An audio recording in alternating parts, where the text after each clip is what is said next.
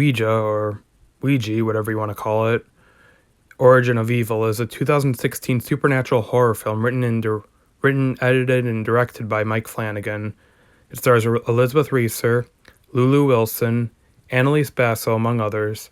Now, believe it or not, Annalise Basso is actually the sister of Gabriel Basso, who played Teddy on the Haunting Hour episode Lights Out. What relevance does this have? None. Anyway, let's start the review. This film takes place in 1967 and centers on a widowed woman named Alice Sander, played by Reeser, who runs a fortune-telling business from her own home. Eventually, she decides to use a Ouija board in her sessions after learning her oldest daughter, Paulina, played by Basso, had been playing with one at a party she'd snuck out for. Anyway, the board ends up helping with the readings due to accuracy, and soon people start coming back regularly. Things take a dark turn, though, when the youngest daughter, Doris, played by Wilson, uses the board to try and contact her dead father after learning from their mother that their house will be foreclosed soon, so he can try to help them when she does contact him. It ends up working, of course. She ends up finding a hidden passageway filled with money, thus ending their problem with the bank. Of course, it's later revealed it actually isn't her dad, and soon Doris starts to exhibit some strange behavior to which her sister immediately takes notice of, and becomes determined to find out what is happening to her sister and what exactly could be causing her behavior.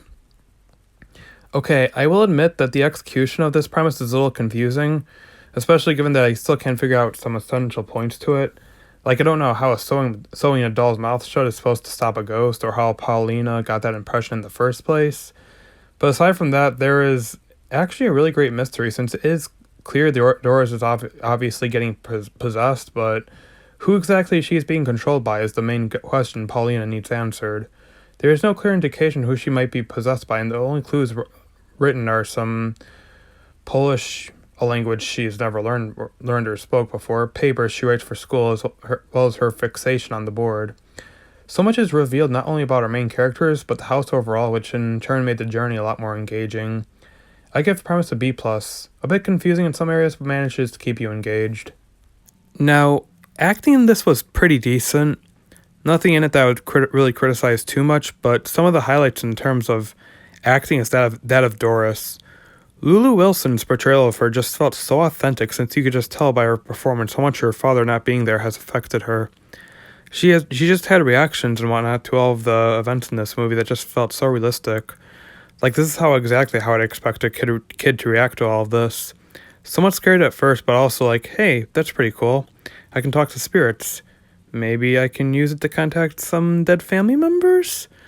And the scenes where she is, possessed are also pretty good, since the actress gets across that she is becoming another person very well, especially with how drastically her personality changes from this bright, curious young girl to something very sinister in attitude.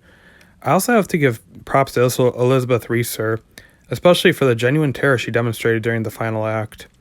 I give acting a B+. Although I wasn't too impressed with it, it was still very good. Next is cinematography, and it was fairly decent. Actually, there were some shots that were just so satisfying to look at, simply due to how they were framed as well as the impressive lighting. I was blown away by how great it was at times that I actually wish I could give this section a higher grade. But it isn't spectacular all the time, and for the most part it's just okay. I give cinematography a B+. Really impressive in a lot of areas, but nothing special overall. Now, special effects in this were all right. I wasn't too impressed by them. In fact, a lot of the effects were kind of things I've seen before in other possession movies. Like with the mouth getting abnormally large to show a character is possessed, to shadowy figures and objects floating, etc. So it sadly didn't give us anything new in terms of that. I will say that the shadowy figures Doris sees through the planchette is pretty creepy. Other than that, special effects were not bad, but average. I actually would like to see someone like literally physically transform into something else, just to really hammer in that said character is possessed and is literally not themselves. I give special effects a B. Decent, but nothing we haven't seen before. Finally, directing. Mike Flanagan took a very confusing approach with this film, especially with how the spirit world was explained in some areas. But in turn, that confusion ended up helping the film, because the spirit realm is not something we fully understand, so it makes sense that it was so puzzling. And because of how unpredictable the spirits were, that gave the film so many chances to surprise you. Also, the way he reveals things, whether it be important character moments or essential plot points, is truly engaging, especially given that there are so many questions that the protagonist needs answered about her sister's changing behavior, that you'll find yourself on the edge of your seat and need those questions answered for yourself. Like I said, it's obvious Doris is possessed, but whom exactly is controlling her and why they are doing it is the question. I give directing a B+. Pretty good. The direction did get kind of confusing, as I said, but I will say the climax is extremely dark and grim compared to the rest of the film, which helped add points to the movie.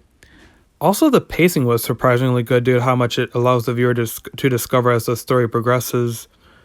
Overall, Ouija Origin of Evil might have you scratching your head in some areas, but there is enough of a riddle in the storyline to keep you engaged with it and ponder what exactly could be happening with Doris, since there was just so much mystery as to who is inside of her. This is not the best out of Mike Flanagan's lineup, but it was still really good. I give Ouija Origin of Evil a B+. In the end, it's just a really entertaining possession film with a fairly decent mystery and some decent scares to go along with it. Thank you for watching. Don't forget to like and sub for more content.